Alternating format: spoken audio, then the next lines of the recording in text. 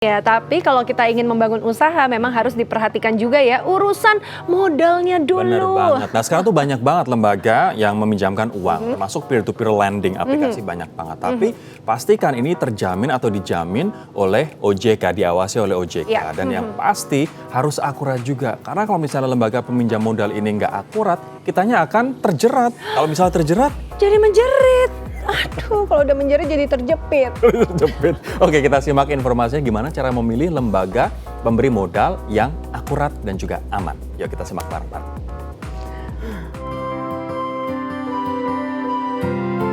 Inliners, terasa banget ya ekonomi di masa pandemi sangat tidak menentu. Bertahan susah, memulai usaha pun butuh kreativitas tingkat tinggi. Gak heran ya Inliners, karena seiring kehadiran pandemi COVID-19, gaya hidup dan kebutuhan orang banyak berubah. Jadi mau tidak mau, kita juga dituntut sigap untuk membuat perubahan demi bertahan hidup.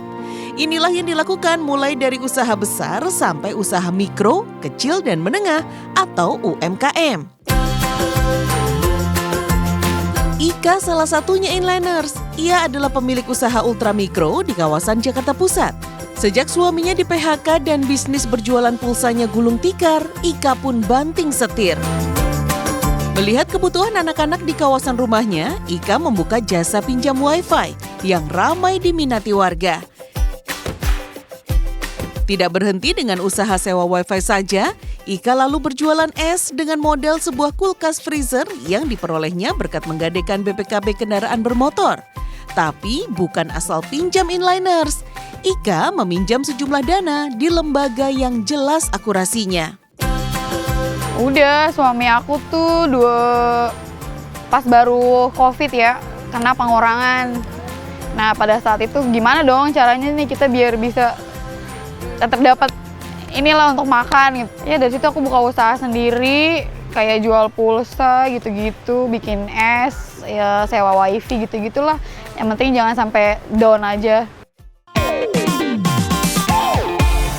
Inliners, demi merangkul pengusaha ultramikro yang membutuhkan dana pinjaman di bawah 10 juta rupiah, Pegadaian kini memberikan banyak kemudahan loh. Untuk ultramikro karena kita juga membantu program pemerintah ya untuk pemulihan ekonomi nasional. Jadi kita untuk syaratnya agak dipermudah lah. Kemudahannya adalah pertama untuk si nasabah sendiri adalah kita surat keterangan usahanya itu nggak perlu sampai dengan kelurahan, sampai RT RW pun bisa. Bahkan kita bisa bantu gitu. Yang karena kondisi seperti ini kan Mbak, kita kan pengennya semua tuh jalan lah ya.